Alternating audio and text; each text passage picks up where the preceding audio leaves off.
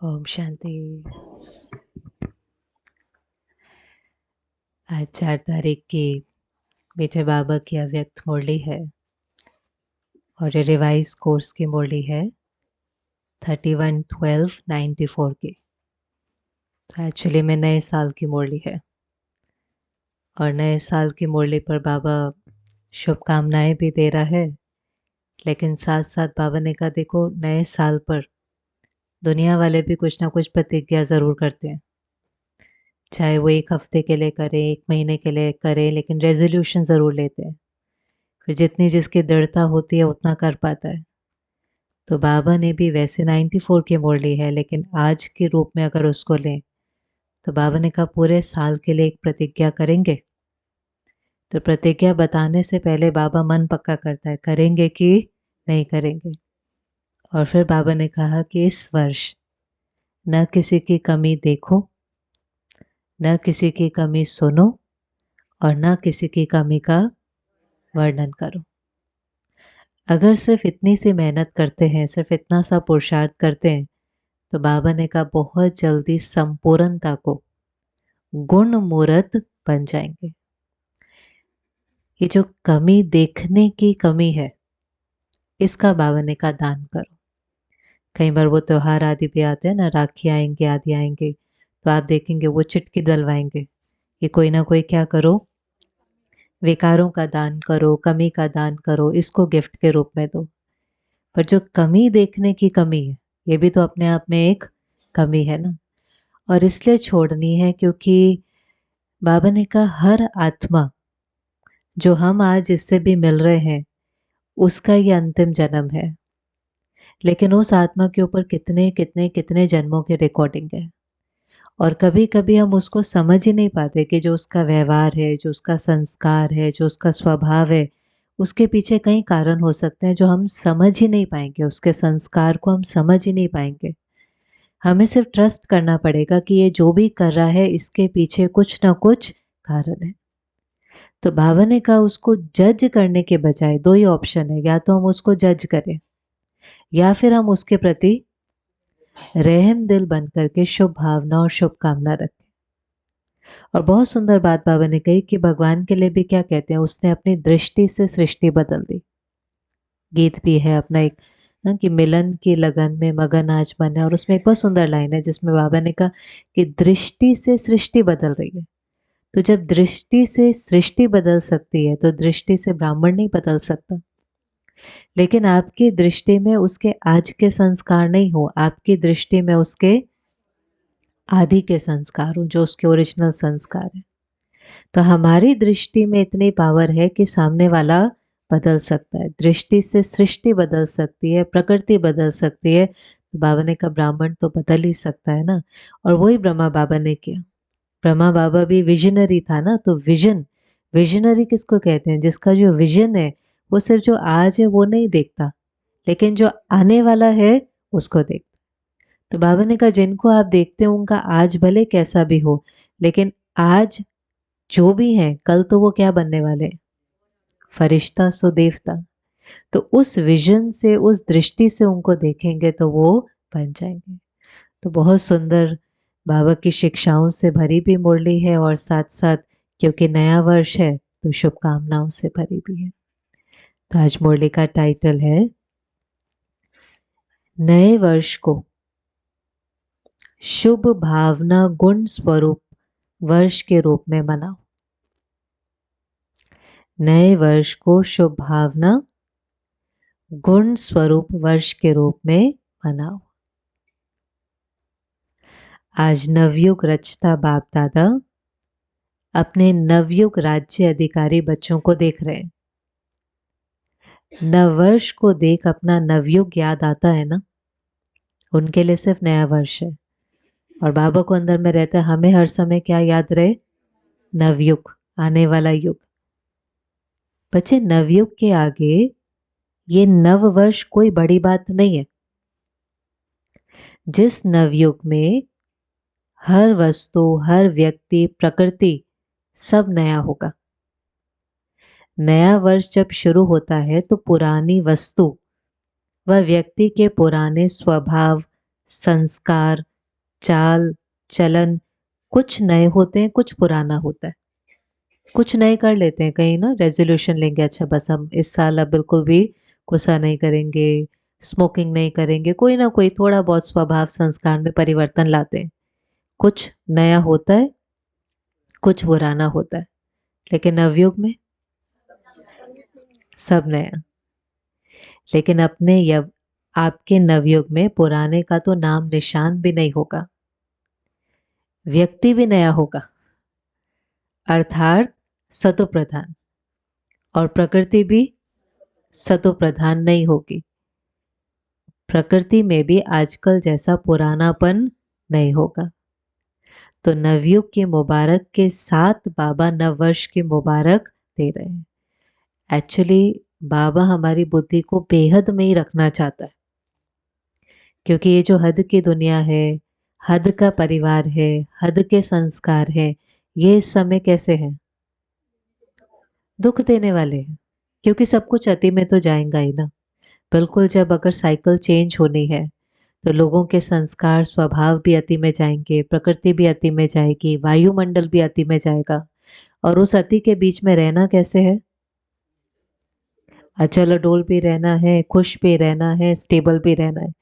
इसलिए बाबा कहता है कि भले हद की दुनिया में है, लेकिन मन और बुद्धि कौन सी दुनिया में हो? भेद। आगे भी जो बाबा ने कहा कि ब्रह्मा बाबा को याद रहता था कि मैं आज यहाँ हूँ, बस कल वहाँ हूँ।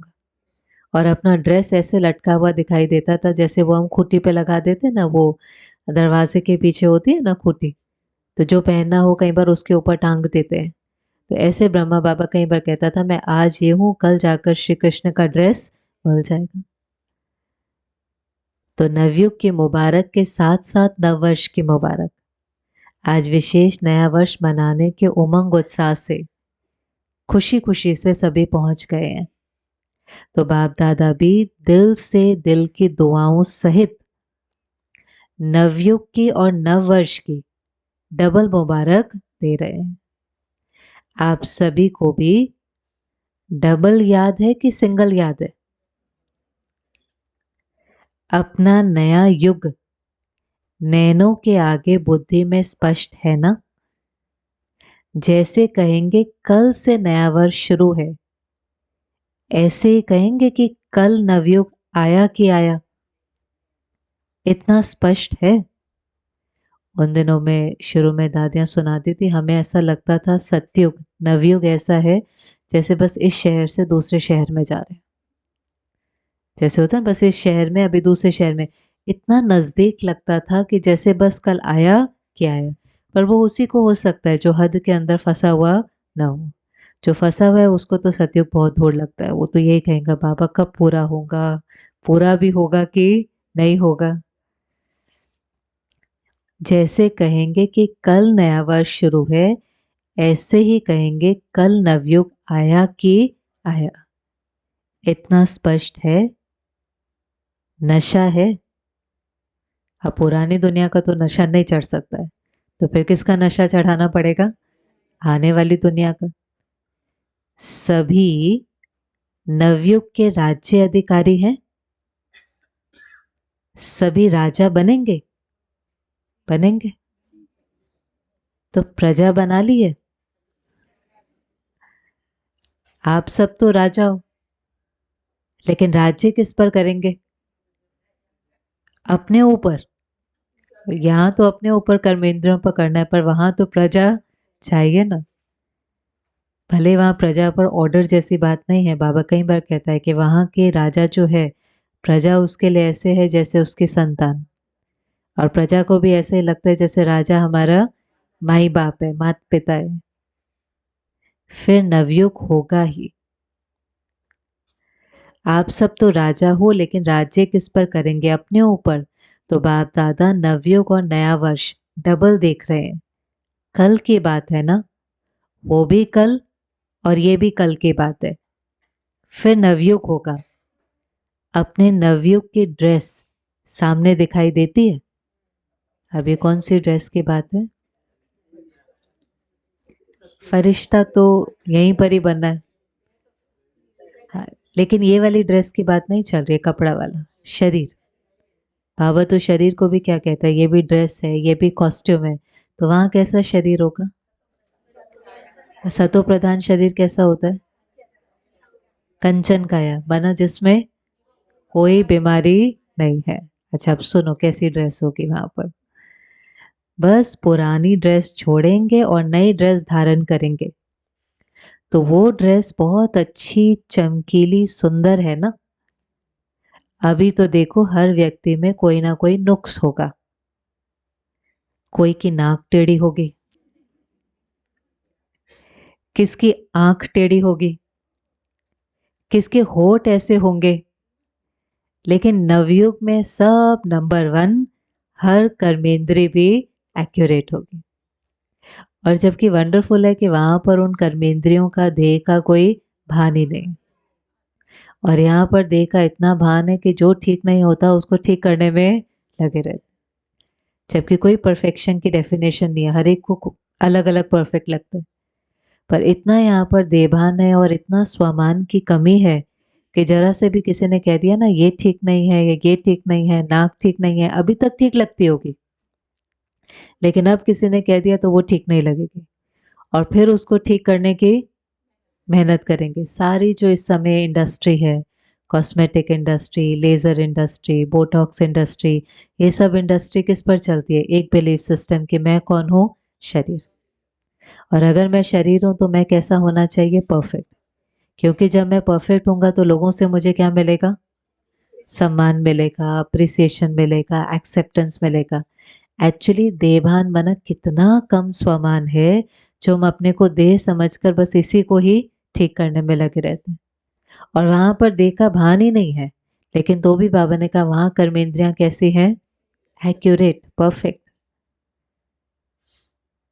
तो ऐसी ड्रेस सामने खूंटी पर लगी हुई है ना, बस पहननी है। अपनी ड्रेस अच्छी है, पसंद है, दिखाई दे रही है। बाप दादा सदैव जब हर एक बच्चे को देखते हैं तो क्या देखते हैं? एक तो हर एक के मस्तक की चमकती हुई मणि, श्रेष्ठ आत्मा को देखते हैं। देखो यह है दृष्टि, देखने का तरीका। हम अपने अंतिम जन्म में हैं, आत्मा मैली है, उसके ऊपर बहुत दाग लगे हुए हैं।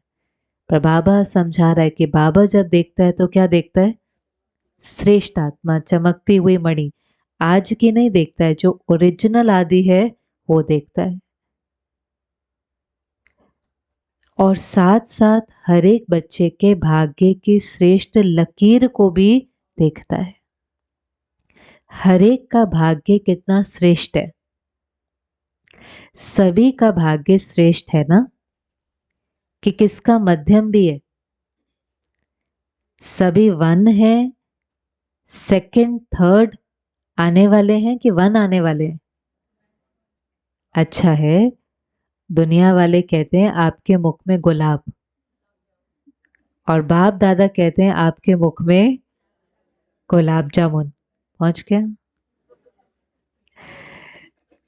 गुलाब जामुन सबको बहुत अच्छा लगता है। गुलाब जामुन या मिठाई खाने के लिए ही बाप दादा ने हर गुरुवार भोग रखा है। भोग में खुद भी खाते हो और बाप दादा को भी स्वीकार कराते हैं। घर में बनाए या नहीं बनाए, लेकिन गुरुवार को तो मीठा मिलेगा ही। उन दिनों में ये भी जरूर होता था ना, क्योंकि धारणाओं में सब बहुत पक्के होते थे। अभी भी हैं, तब तो और बहुत खान पान की धारणा में पक्के होते थे। तो कई सारी चीज़ें फिर घर में बनाना मुश्किल लगती थी, बाहर से खाते नहीं थे, घर में बनानी मुश्किल होती थी।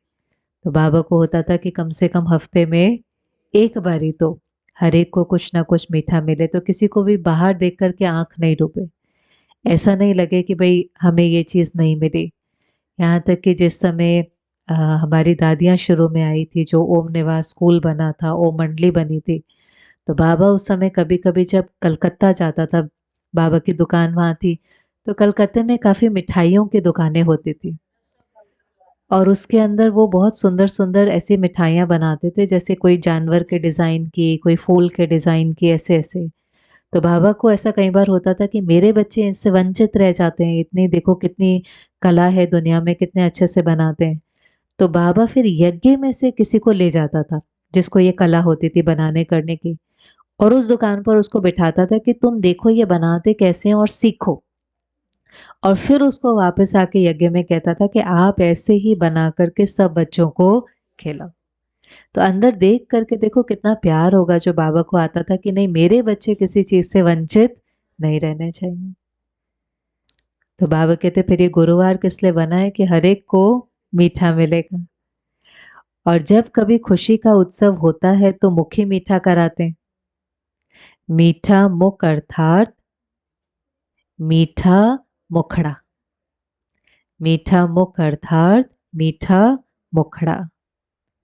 मुख मीठा तो सब करते हैं, लेकिन आप सबका मुख भी मीठा है तो मुखड़ा भी मीठा है। मुखड़ा माना चेहरा, फेस। क्या कभी कभी थोड़ा थोड़ा कड़वा है? पता तो बाबा को सब कुछ है। अगर एक लकीर भी कड़वे की हो तो आज वर्ष को विदाई देने के साथ साथ इस कड़वेपन को भी विदाई दे देना।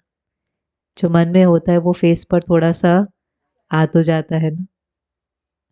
विदाई देना आता है कि पास में रखना अच्छा लगता है, या विदाई देकर फिर बुला लेंगे, फिर कहेंगे हम तो छोड़ना चाहते हैं। क्या कहते हैं बाबा को? बाबा हम तो छोड़ना चाहते हैं, लेकिन कौन बीच में आ जाती है? लेकिन माया नहीं छोड़ती है। माया है क्या? अपने कमजोर संकल्प हैं, कमजोर विकार है। ऐसे तो नहीं कहेंगे ना कि हमने छोड़ दिया लेकिन माया आ गई। वहां जाकर ऐसे पत्र तो नहीं लिखेंगे ना। विदाई सदा काल के लिए होती है। विदाई सदा काल के लिए होती है। विदाई देने का अर्थ ही है फिर आने नहीं देना, या कभी कभी आ जाए तो कोई हर्जा नहीं है, क्योंकि पुराने संस्कार कईयों को बहुत अच्छे लगते हैं। आज कहेंगे कल से नहीं होगा, फिर परसों परवश हो जाएंगे, तो उसको विदाई नहीं कहेंगे। तो विदाई देना भी सीखो। विदाई कैसे देना है वो भी सीखो। कौन सा शब्द चाहिए इसके अंदर भी? दृढ़ता चाहिए। सोचते हैं देखो वो संस्कार है, उसने अपना काम तो करना ही है। आज आप अगर संकल्प भी करेंगे, ठीक है कल से गुस्सा नहीं करेंगे, पर संस्कार तो वही है ना, वो इमर्ज तो होगा। जैसे परिस्थिति आएंगी, बात आएंगी, लेकिन अगर मन में दृढ़ता होगी तो आप नए वाले संस्कार को यूज कर सकेंगे। और नए वाले संस्कार को बहुत बार यूज करने से अपने आप पुराने वाले को विदाई चली जाएगी। बाकी आत्मा के अंदर दोनों फोल्डर तो है और वो दोनों सदा रहने वाले, लेकिन जिसको कॉन्शियसली यूज करते जाएंगे, धीरे धीरे बाबा ने का फिर स्मृति स्वरूप बन जाएंगे। अभी तो याद दिलाना पड़ता है, कॉन्शियसली उसको करना पड़ता है, लेकिन धीरे धीरे वो क्या बन जाएगा? हमारा स्वभाव, संस्कार। तो विदाई देना भी सीखो। वर्ष को विदाई देना तो बहुत कॉमन बात है, लेकिन आप सबको अंश वंश सहित माया को विदाई देनी है। अंश मात्र भी नहीं रहे। कई बच्चे कहते हैं बाबा 75% तो फर्क पड़ गया है। अभी भी किसी को पूछेंगे ना गुस्सा चला गया है तो कोई हाथ नहीं उठाएगा। फिर पूछेंगे गुस्सा कम किस किस का हुआ है, तो सब हाथ उठाएंगे। वरना फर्क तो पड़ता है 50%, 70%, 75%। अब देखो बाबा क्या कहता है, लेकिन माया अंश से वंश बहुत जल्दी पैदा करती। दुनिया में भी ऐसे होता है, जरा सा कोई जर्म रह जाए, जरा सा कुछ रह जाए, उससे इन्फेक्शन फिर क्या होता है? बहुत तेजी से फैल जाता है। कहते थोड़ा सा रह गया था, सारा हीलिंग हो गई थी, थोड़ा सा रह गया था, वो थोड़े से फिर सारे में फैल गया। 25% अंश मात्र भी रहा तो 25 से 50 तक बहुत जल्दी पहुंच सकता है। इसलिए अंश सहित समाप्त करना। तो ये जो लाइन हम कभी कभी कहते हैं ना किसी भी विकार संस्कार के लिए, नहीं हम ऐसे तो नहीं करते, लेकिन कभी कभी थोड़ा सा आ जाता है, या करना पड़ता है, या डिसिप्लिन के लिए करना पड़ता है, या इसके बिना तो चल नहीं सकता है कोई भी चीज, थोड़ा सा भी। तो बाबा ने कहा वो अंश को वंश बनने में देरी नहीं लगेगी और बहुत फास्ट होगा। तो नए वर्ष में क्या करेंगे?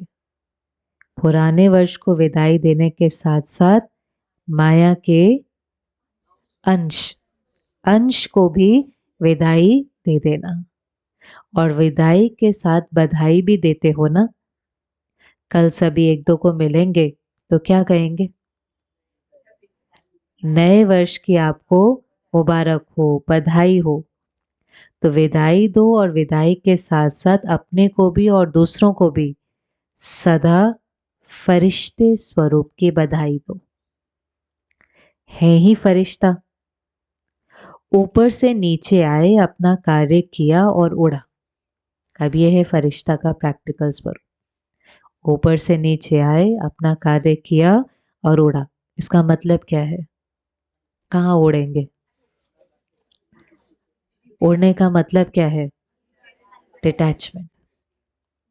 अगर हम उड़े नहीं, बना हमने कार्य करके अपने को समेटा नहीं, पहले तो बाहर की कर्मेंद्रियों को नहीं समेटा, फिर सूक्ष्म कर्मेंद्रियों को नहीं समेटा, तो जो कर्म हम करेंगे और जिस व्यक्ति के साथ होंगे, धीरे धीरे उसमें हमारा ममत्व फंसने लगेगा, उसके अंदर मेरापन आने लगेगा, और जहाँ मेरापन होगा उसके साथ डर और दुख आने लगेगा।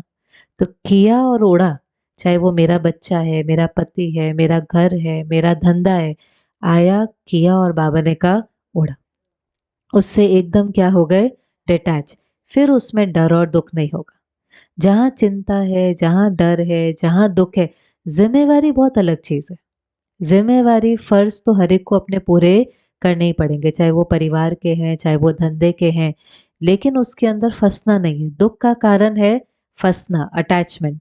इसलिए बाबा कहते हैं फरिश्ता माना आया, किया और उड़ा। उड़ा माना फिर उसकी बुद्धि किससे जुड़ गई?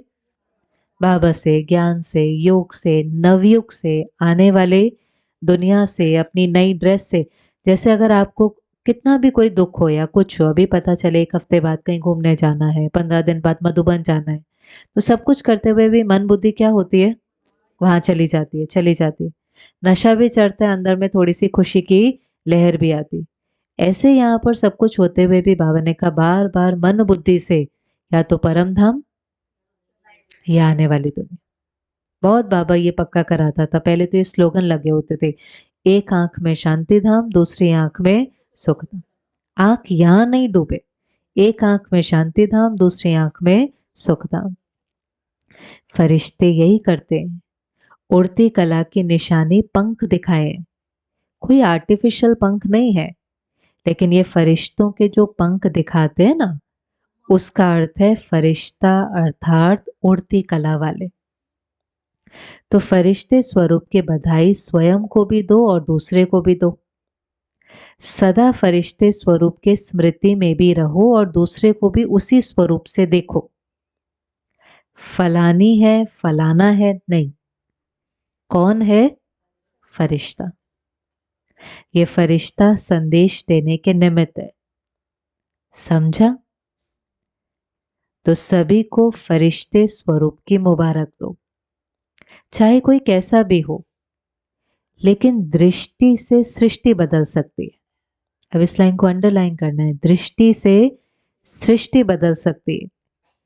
जब दृष्टि से सृष्टि बदल सकती है, तो क्या ब्राह्मण नहीं बदल सकता?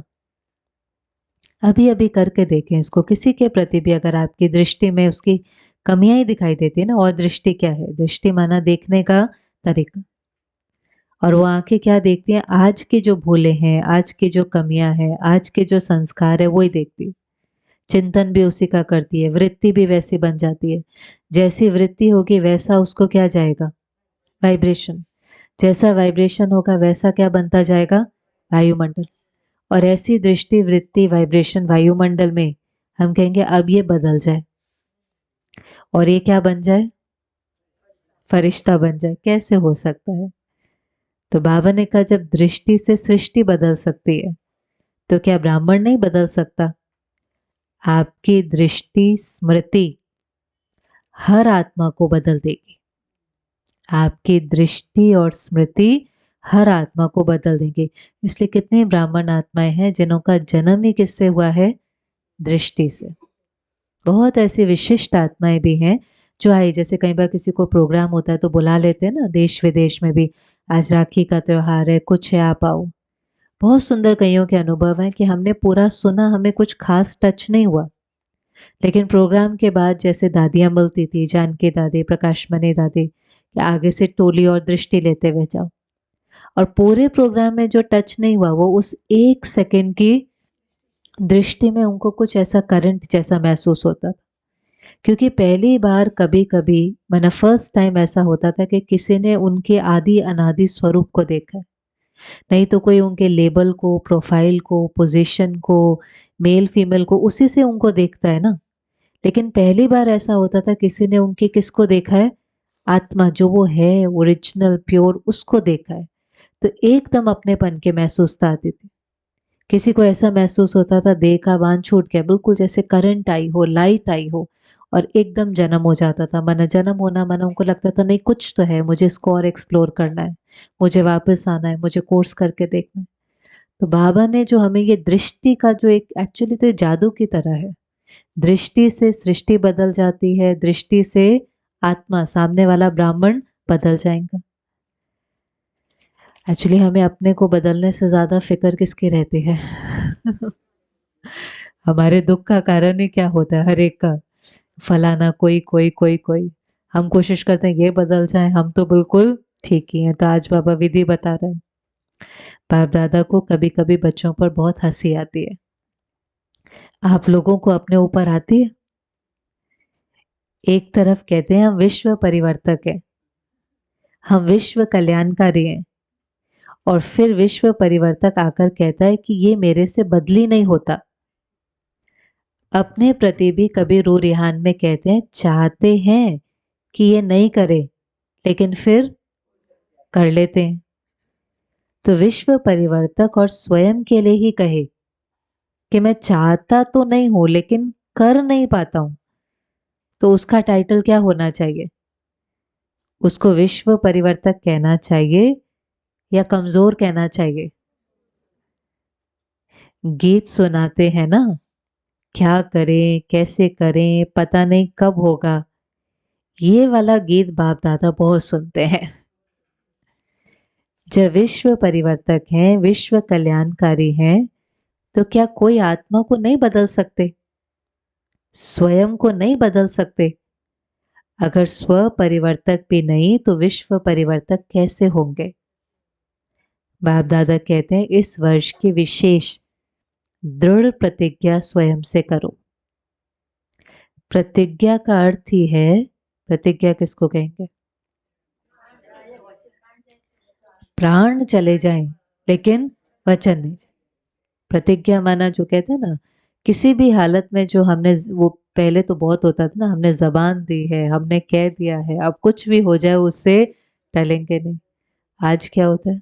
आज घर में भी कोई कहे कल करेंगे और कल तक चेंज ही हो जाते हैं। तो बाबा ने कहा प्रतिज्ञा का अर्थ है शरीर चला जाए लेकिन जो प्रतिज्ञा की है वो प्रतिज्ञा नहीं जाए। तो प्रतिज्ञा करने की हिम्मत है? करेंगे? डरेंगे तो नहीं? तो यही प्रतिज्ञा स्वयं से करो। अब इसको अंडरलाइन करो। ये एक्चुअली एक लाइन है, पर ये हमें बहुत पावरफुल बना दे कि अगर हमने किया। इसमें मेहनत लगती है, इसमें समय लगता है, पर ये बिल्कुल ब्राह्मण से फरिश्ता बना देंगी। कभी भी किसी की कमजोरी व कमी को नहीं देखेंगे, कभी भी किसी की कमजोरी को व कमी को नहीं देखेंगे। ये लाइन लिख करके कहीं पर रख दो, जो बार बार दिखाई दे, क्योंकि सारे दुख का कारण है औरों की कमी देखना, उसका चिंतन करना, फिर उसका वर्णन करना। किसी की कमजोरी कमी को नहीं सुनेंगे, नहीं बोलेंगे, न सुनेंगे, न बोलेंगे, न देखेंगे। तो ये वर्ष क्या हो जाएगा? ये वर्ष हो जाएगा शुभ भावना गुण स्वरूप वर्ष। अब कई बार हम कहेंगे क्या करें, दिखाई देती है ऐसे, आंखें थोड़ी ना बंद कर लेंगे। पर बाबा का जो भाव है ना, जो बाबा की बहुत एक वंडरफुल लाइन जो बाबा ने कहा था कि सही को सही समझना है, गलत को गलत समझना है, समझो भले लेकिन क्या नहीं करो, वृत्ति में नहीं बिठाओ। तो हम ऐसे तो नहीं है कि हमें वो समझ में नहीं आएगा कि ये उसकी कमी है। बुद्धिवानों के बुद्धिवान ने इतनी सतबुद्धि दे दी है कि अब तो वाइब्रेशन से ही पता चल जाता है कि ये गलत कर रहा है। पहले जो देख करके भी समझ में नहीं आता था, अब हम कहेंगे हमें तो वाइब्रेशन से ही पता चल जाता है कि ये गलत सोच रहा है या ये गलत करने वाला है, तो समझ आ जाती है। लेकिन समझने के बाद किसी की भी कमी को अपनी वृत्ति में नहीं बिठाना है, क्योंकि वृत्ति से क्या बनेगी, जैसी वृत्ति होगी वैसी दृष्टि होगी, वैसी फिर सृष्टि बनती चली जाएंगी। तो अंदर में भावना शुभ होनी चाहिए। किसी की कमी कमजोरी देखते हुए, गलती देखते हुए भावना को शुभ कैसे रखेंगे, क्या बोलेंगे अपने को? दिखाई भी दे रहा है, समझ में भी आ रहा है, लेकिन भावना हमें शुभ रखनी है ना, शुभ भावना रखनी है। तो शुभ भावना कैसे रखेंगे, अपने को क्या समझाएंगे? परवश आत्मा है, उसके अनादि संस्कारों को देखेंगे और अपने को समझाएंगे कि ओरिजिनली तो ये बहुत सुंदर है, तो फिर ये आज ऐसे क्यों बनी, क्यों ऐसे बनी? समय के कारण। हर एक लंबी यात्रा पर है। आज हम एक नॉर्मल यात्रा पर भी निकलेंगे ना, ट्रेन से, स्कूटर से, गाड़ी से, कुछ दाग लग जाएंगे। कोई सुबह बिल्कुल साफ सुथरी ड्रेस पहन कर जाएगा, शाम को आएगा, आप कहेंगे कोई बात नहीं, दिन भर में कोई ना कोई दाग तो लग ही जाता है, कोई सब्जी का, कोई मिट्टी का, कोई कुछ। ऐसे हम सब एक लंबी यात्रा पर हैं और आत्मा पर भी उस लंबी यात्रा पर जाने के कारण कुछ ना कुछ दाग लग गए। चाहे वो वायुमंडल से मिले, परिवार से मिले, किसी संग में आकर के गलत कर्म हुए, कुछ कुछ कुछ लॉन्ग स्टोरी। और हमें किसी की, हमें अपनी कहानी नहीं पता तो किसी दूसरे की कहानी क्या पता होगी। पर जिसके अंदर जो संस्कार है, झूठ बोलने का, आलस्य का, अलबेलेपन का, कोई भी संस्कार, बाबा खुद नहीं कह रहा वो राइट है, पर कह रहा है फिर भी उसके प्रति आप भावना कैसे रखो, शुभ। कुछ उसके पीछे कारण है, फाइंड आउट करने की जरूरत नहीं है, ट्रस्ट करने की जरूरत है कि आत्मा एक लंबी यात्रा पर है। तो ये वर्ष कैसा हो जाएगा? शुभ भावना गुण स्वरूप वर्ष। हर वर्ष को अपना अपना नाम देते हो ना, जब ये प्रतिज्ञा सब कर लेंगे तो ये वर्ष हुआ शुभ भावना गुण स्वरूप वर्ष। मंजूर है? मंजूर है? फिर वहां जाकर बदल नहीं जाना, क्योंकि मुरली कहाँ चल रही है? मधुबन में। फिर कहेंगे बाबा मधुबन में तो वायुमंडल अच्छा था ना, और यहाँ तो वायुमंडल का संग है। परिवर्तक किसी के संग में नहीं आता, किसी के प्रभाव में नहीं आता। अगर परिवर्तक ही प्रभाव में आ जाएगा तो परिवर्तन क्या करेगा? इसलिए इस वर्ष को गुण मुहूर्त शुभ भावना वर्ष के रूप में मनाओ। किसी की अशुभ बात को भी आप अपने पास शुभ करके उठाओ, इसको कहेंगे परिवर्तन। किसी की अशुभ बात को भी आप जब अंदर उसको धारण करो, तो अपने को समझा कर, अपने से बात करके, ज्ञान की कोई पॉइंट को यूज करके उसको परिवर्तन करके अपने अंदर धारण करो। बाबा बहुत सुंदर कहीं बार उदाहरण देता था उसका, ये जो गुलाब का फूल है, लेकिन गुलाब के फूल की खाद कैसी होती है? बहुत बदबू वाली होती है। पर बाबा ने कहा देखो उसके अंदर परिवर्तन करने की शक्ति है ना, इतनी जो खाद बदबू वाली होती है उसमें से भी गुलाब का फूल फिर क्या देता है? खुशबू। तो ऐसे आप भी चाहे कैसी भी बात है, लेकिन उसको परिवर्तन करके धारण करो। अशुभ देखते हुए भी आप शुभ दृष्टि से देखो। जब प्रकृति को बदल सकते हो, आज तो प्रकृति में कितना कुछ रिसाइकल होता है, कितनी सारी चीजें जिसको हम क्या कर लेते हैं, परिवर्तन कर लेते हैं। तो मनुष्य आत्माओं को नहीं बदल सकते हो, और उसमें भी ब्राह्मण आत्माएं हैं, उनको नहीं बदल सकते हो। बाहर वालों से तो हमें इतनी एक्सपेक्टेशन होती ही नहीं है ना। मैं ज़्यादा एक्सपेक्टेशन किससे होती है? ब्राह्मण से। जब सबके प्रति शुभ भावना होगी तो कारण शब्द समाप्त हो जाएगा, निवारण शब्द ही दिखाई देगा। इस कारण से ये हुआ, इस कारण से हुआ नहीं, कारण को निवारण में परिवर्तन करो। हिम्मत है? हिम्मत है? अच्छा, बाप दादा जब टीवी खोलते हैं ना, अभी कौन सा टीवी है? बच्चों की जो भी सीनरियां होती हैं बाबा अपने वतन के टीवी में देखता है। बाप दादा जब टीवी खोलते हैं तो बड़ा मजा आता है।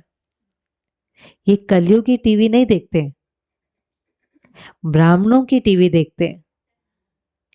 ऐसे नहीं फिर आप लोग वो टीवी खोल लो, ऐसे नहीं करना।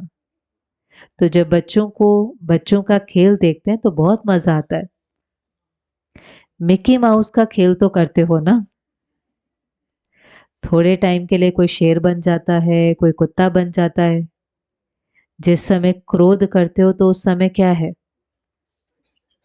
जिस समय किससे डिस्कस करते हो उसके ऊपर वार करते जाते हो, सिद्ध करते जाते हो, तो उस समय क्या हो जाते हो? मिकी माउस ही बन जाते हो ना। तो इस वर्ष मिकी माउस नहीं बनना। कार्टून शो भी ऐसे होते हैं ना आजकल के, और बाबा को देखो सब पता है। वैसे होंगे कार्टून, पर राजा बच्चों के भी कार्टून आदि देखो, उसके अंदर भी कितना वायलेंस, उसके अंदर भी कितनी खिंचातान, उसके अंदर भी कितने विकार। मिक्की माउस का खेल बहुत कर लिया। तो ये वर्ष ऐसा शक्तिशाली वर्ष मनाना, क्योंकि समय तो समीप आना भी है और लाना भी है। समय ऐसा है कि जो पुरुषार्थ आपने जिस समय करना था कर लिया। जिस समय पेपर आता है, कोई भी पेपर आता है, हिसाब किताब आता है, उस समय बहुत पुरुषार्थ नहीं होता, पर आप महसूस करेंगे कि उस समय पुरुषार्थ में जमा की हुई शक्तियां बहुत काम आती। उस समय इतना भी समय नहीं होता पेपर में, कहीं कहीं पेपर में, कि आप बैठ करके बहुत योग करो, आप बाबा को बहुत याद करो, 6 बार मुरली पढ़ो, कोई समय नहीं होता। लेकिन उस समय जो याद का संस्कार बन चुका होता है, जो ज्ञान के संस्कार बन गए होते हैं, जो धीरज के, स्टेबल रहने के, हर चीज में कुछ ना कुछ सही देखने के, जो आज बाबा कह रहे हैं दृष्टि बदल गई होती है, वो सब संस्कार उस समय काम करते हैं। और जो अंश मात्र हमने रखा होता है वो उस समय धोखा भी देता है। अगर आपने कोई अंश उस समय रखा हुआ है भय का, चिंता का, जिसके ऊपर काम करके उसको अभी तक आप उससे मुक्त नहीं हुए हो, तो जो बनाया है उसकी मदद भी मिलती है, और जो बचा के रखा हुआ है उसका धोखा भी मिलता है। और उस समय आप कितना भी ट्राई कर लो, पुरुषार्थ नहीं हो। एग्जाम से पहले बच्चा बहुत ज़्यादा नहीं पढ़ सकता है, क्योंकि उसके अंदर चिंता, ये प्रेशर, बहुत कुछ उसके अंदर मिक्स होता है। इसलिए कभी भी संगम युग के समय की उसको ऐसे ग्रांटेड नहीं ले लेना। ऐसे नहीं सोच लेना कल कर लेंगे, कल कर लेंगे, कल कर लेंगे। कल क्या होने वाला है हम में से किसी को भी पता नहीं है। और बाबा ने ये लाइन बहुत बार कही है कि पेपर कैसे आएगा? अचानक। आपको सोचने का भी समय नहीं मिलेगा, और वो पेपर पता नहीं आपके कितने दिन, कितने मास, कितने साल उस पेपर में आपके निकल जाएंगे, और तब आपको लगेगा मैंने उस समय पर जब सब कुछ ठीक था क्यों नहीं मेहनत करी, क्यों नहीं पुरुषार्थ किया। इसलिए जो समय मिले, जो घड़ी मिले, चाहे वो मुरली सुनने का चांस मिलता है, 2 बार सेंटर आने का चांस मिलता है, मधुबन जाने का चांस मिलता है, पुरुषार्थ का कोई भी चांस मिस नहीं करना चाहिए। संगम युग में सबसे ज्यादा वैल्यू है समय की। उस समय में हमने कितना अपना श्वास और कितना अपना संकल्प सफल कर लिया, कर लिया। सफल भी ऐसी चीज है, बस कर लिया तो कर लिया, सोचते रह गए तो वो समय निकल जाता है। तो बाबा कह रहे बच्चे, इस वर्ष ऐसा शक्तिशाली वर्ष मनाना, क्योंकि समय तो समीप आना भी है और लाना भी है। ड्रामा अनुसार आना तो है ही, लेकिन लाने वाला कौन है? आप ही हो ना। दूसरी विशेषता, इस वर्ष में क्या करेंगे? नए वर्ष में एक तो बधाइयां देते हो, दूसरा गिफ्ट भी देते हो।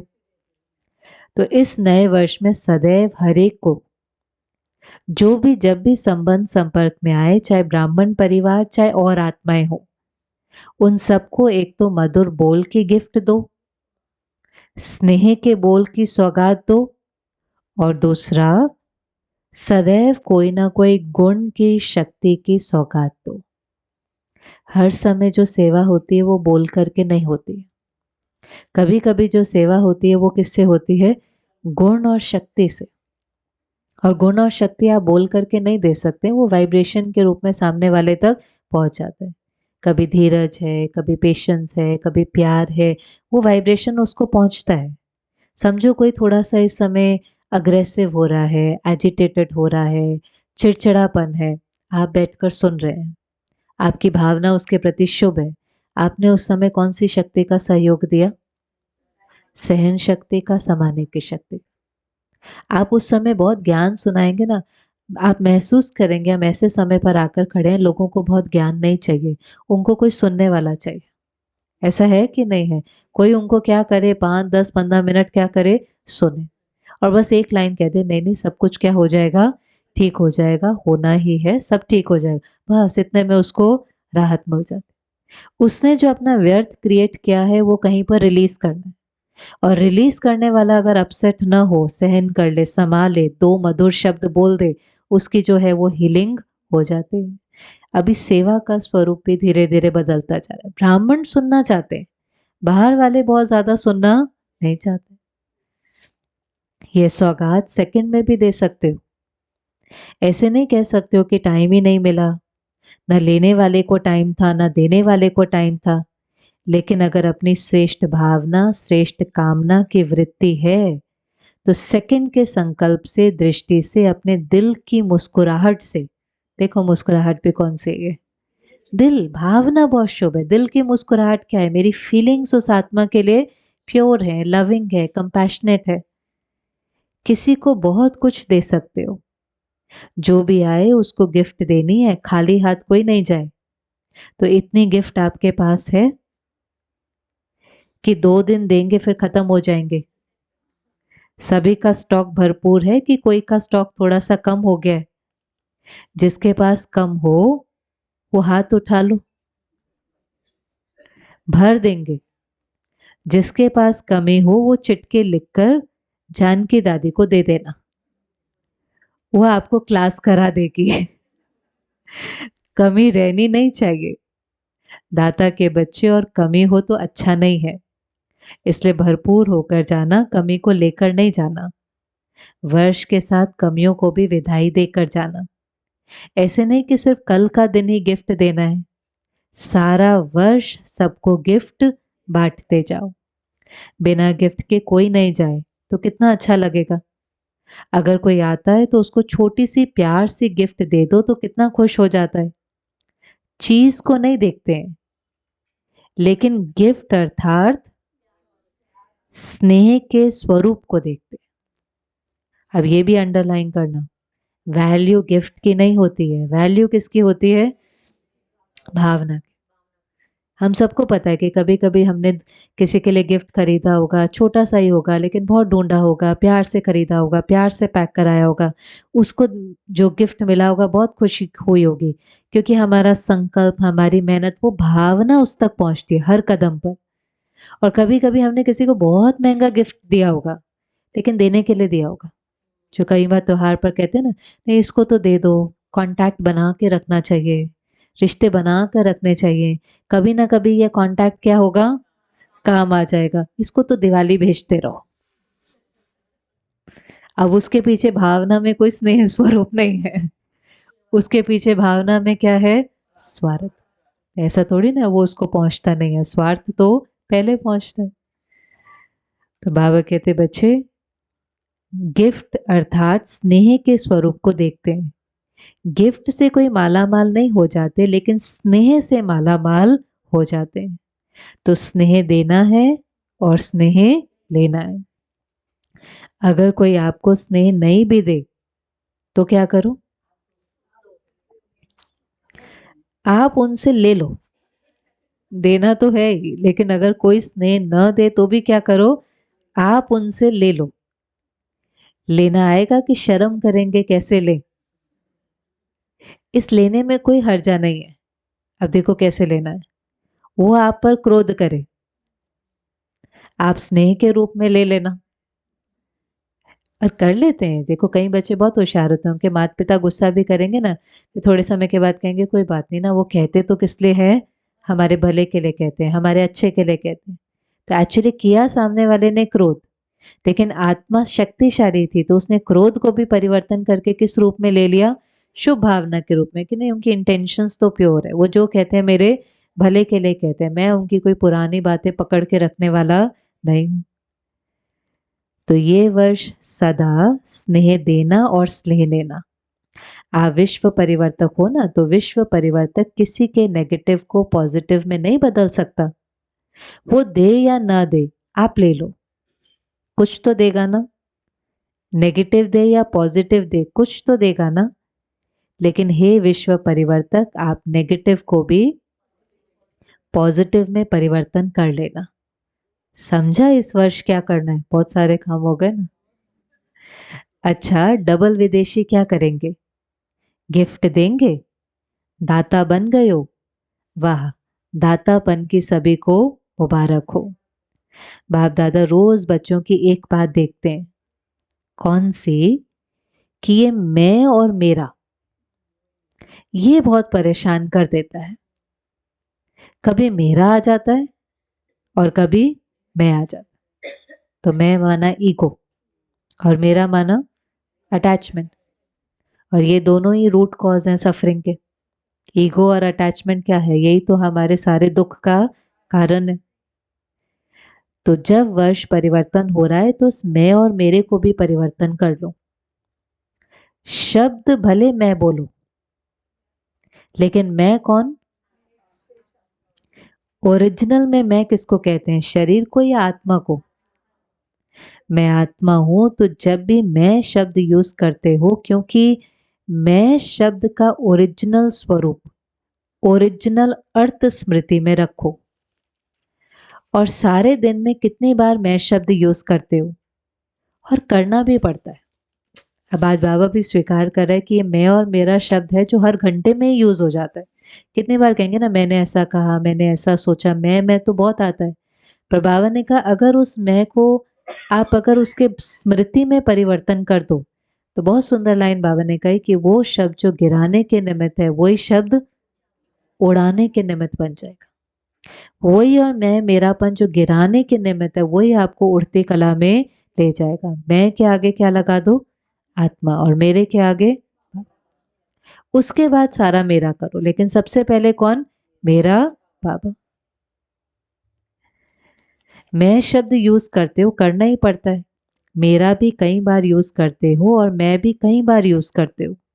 तो जितनी बार मैं शब्द यूज करते हो, उतनी बार अगर उसके वास्तविक अर्थ में मैं स्मृति में लाओ, तो ये मैं धोखा देगा या उड़ाएगा? तो जब भी मैं शब्द यूज करते हो, तो उस समय यही सोचो कि मैं आत्मा हूं। देखो मैं ही शब्द है, लेकिन वो मैं ईगो भी बन सकता है, वो मैं स्वमान भी बन सकता है, वो मैं अभिमान भी बन सकता है, और वही शब्द मैं स्वमान की सीट पर भी सेट कर सकता है। स्वमान में जाना है तो भी यही कहेंगे, मैं आत्मा श्रेष्ठ हूँ, रूहे गुलाब हूँ, भगवान की संतान हूँ, सर्वशक्तिवान मेरा साथी है। वहां भी मैं ही आएगा। सारी स्वमान की लिस्ट में यही तो है ना, मैं ये। और अभिमान भी क्या होता है? मैं ये हूँ, मैं धनवान हूँ, मेरे में ये विशेषता है, मैं ये कार्य कर सकता हूँ, मैं ही ऐसा आइडिया दे सकता हूँ, मेरे बिना तो ये तो है तो मैं ही। लेकिन वही मैं गिरा भी सकता है, वही मैं उठा भी सकता है। तो जब भी मैं शब्द यूज करते हो, तो उस समय यही सोचो कि मैं आत्मा हूं, क्योंकि मैं और मेरे शब्द के बिना तो रह भी नहीं सकते हो। बोलना ही पड़ता है, और आदत भी है। मैं और मेरे के संस्कार तो बहुत पक्के हो गए हैं। तो जिस समय मैं शब्द यूज करते हो, तो उस समय सोचो कि मैं कौन? मैं शरीर तो नहीं हूं ना। बॉडी कॉन्शियस जब आए, बॉडी कॉन्शियसनेस तब आवे जब मैं शरीर हूं। शरीर तो मेरा कहते हो ना, कि मैं शरीर कहते हो? कभी गलती से कहते हो मैं शरीर हूं? गलती से भी नहीं कहेंगे कि मैं शरीर हूं। तो मैं शब्द और ही स्मृति और समर्थि दिलाने वाला शब्द है। मैं शब्द गिराने वाला शब्द नहीं है। बाबा ने कहा ये मैं शब्द और ही स्मृति और समर्थि किसको कहेंगे? समर्थि माना शक्ति। जैसे आपको स्मृति आएंगे अपने वास्तविक स्वरूप की, तो उसके साथ शक्ति भी आएंगी। गिराने वाला नहीं है, तो परिवर्तन करो। विश्व परिवर्तक पक्के हो ना, देखना कच्चा नहीं बनना। तो मैं शब्द को भी अर्थ से परिवर्तन करो। जब भी मैं शब्द बोलो तो उस स्वरूप में टिक जाओ। और जब मेरा शब्द यूज करते हो तो सबसे पहले मेरा कौन? सारे दिन में मेरा मेरा तो बहुत बनाते हो। मेरा स्वभाव, मेरा संस्कार, मेरी ये चीजें, मेरा परिवार, मेरा सेंटर, मेरे जिज्ञासु, मेरी सेवा इसने क्यों की? ये मेरा मेरा कहते हो ना, खेल तो बहुत करते हो। तो जब मेरा शब्द बोलते हो तो मेरा कहने से पहले ये याद करो कि मेरा कौन। पहले मेरा बाबा याद करो। बाकी तो वैसे ही बाबा कहता है सब कुछ मेरा, सो क्या कर दो तेरा। बाकी सब कुछ कैसे करो? ट्रस्टी बनकर। ट्रस्टी बन, सेंटर संभालना है ट्रस्टी बनकर, घर संभालना है ट्रस्टी बनकर, बच्चे संभालने हैं ट्रस्टी बन। और ट्रस्टी की क्या निशानी है? हल्का, ना बोझ, ना चिंता, ना दुख, ना भय। तो मैं और मेरा, इन दोनों शब्दों को उस वृत्ति से, उस दृष्टि से, उस अर्थ से देखो और बोलो। मेरा शब्द मुख से निकले और पहले मेरा बाबा याद आए, तो वैसे निरंतर योगी हो जाएंगे। क्योंकि हर घंटे में मेरा और मैं शब्द तो यूज करते ही, तो सोल कॉन्शियस भी हो जाएंगे, गॉड कॉन्शियस भी हो जाएंगे। मैं याद आएगा तो सोल कॉन्शियस हो जाएंगे, और मेरा याद आएगा तो बाबा कॉन्शियस हो जाएंगे। कारोबार में भी मैं और मेरा तो कहना ही पड़ता है। तो जितनी बार ये रिपीट करो, मुख से बोलो व मन से सोचो, मैं या मेरा, तो अर्थ का परिवर्तन करो। हद से किस में चले जाओ? बेहद में। जब बेहद सृष्टि के परिवर्तक आत्माएं हो तो हद में क्यों जाते हो? सिर्फ भारत परिवर्तक तो नहीं हो ना, या डबल विदेशी सिर्फ फॉरेन परिवर्तक तो नहीं है ना, विश्व परिवर्तक हो। विश्व अर्थात बेहद। विश्व परिवर्तक है, पहले तो ये पक्का याद है। तो ऑटोमेटिकली निरंतर योगी सहज बन जाएंगे। मेहनत नहीं करनी पड़ेगी, क्योंकि भाव और भावना बदल जाएंगे। फर्क शब्द का नहीं है, शब्द तो भले कोई भी हो, सारा जो प्रभाव पड़ता है वो किसका है? भाव और भावना। हर चीज में बाबा ने समझाया कि जो लोगों तक पहुंचता है, हमारे तक पहुंचता है, वो है फीलिंग्स और इंटेंशन। मैं और मेरा भले बोलो, लेकिन अगर आपने उसके पीछे की भाव और भावना ही बदल दी तो उसका प्रभाव भी बदल जाएगा। वही चीज जो धोखा देने वाली थी, गिराने वाली थी, वो आपको क्या बना देगी? क्या शब्द बाबा ने बोला, क्या बना देगी? निरंतर योगी। और यही तो हमारी सारी मेहनत है कि हम क्या बने? योगी तो हैं, लेकिन कैसे बन जाएं? निरंतर योगी। मेहनत नहीं करनी पड़ेगी, क्योंकि भाव और भावना बदल जाएंगे। अच्छा, चारों ओर के नवयुग के राज्य अधिकारी श्रेष्ठ आत्माओं को सदा स्व परिवर्तन और विश्व परिवर्तन के निमित्त विशेष आत्माओं को सदा पुरुषार्थ में नवीनता श्रेष्ठता लाने वाले सर्व स्नेही आत्माओं को सदा बाप का नाम प्रत्यक्ष करने वाले सपूत आत्माओं को सदा मेरा और मैं को यथार्थ भाव और अर्थ में लाने वाले सहज योगी आत्माओं को बाप दादा का याद प्यार और नमस्ते। हम रूहानी बच्चों की रूहानी बाप को याद प्यार और नमस्ते। वरदान।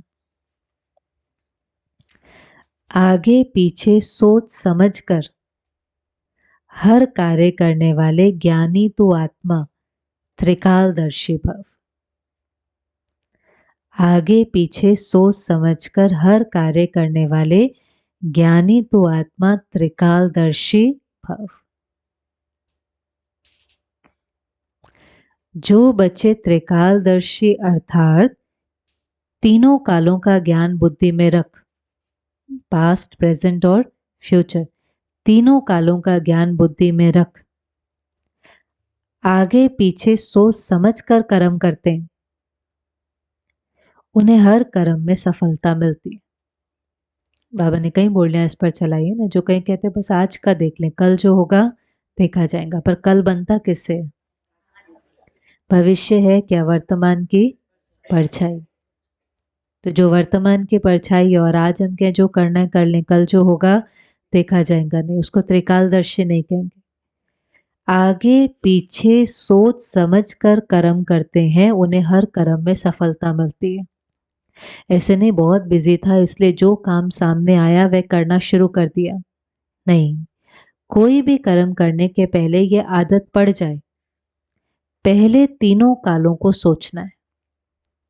त्रिकालदर्शी स्थिति में स्थित होकर कर्म करो तो कोई भी कार्य व्यर्थ व साधारण नहीं जाएगा। स्लोगन: अपने संतुष्ट और खुशनुमा जीवन से सेवा करो। सेवा भी तो कई प्रकार की है ना, ये भी एक सेवा है कि जीवन हमारा लोगों को कैसा दिखाई दे, खुश और संतुष्ट। अपने संतुष्ट और खुशनुमा जीवन से सेवा करो, तब कहेंगे सच्चे सेवाधारी, तब कहेंगे सच्चे सेवाधारी। ओम शांति।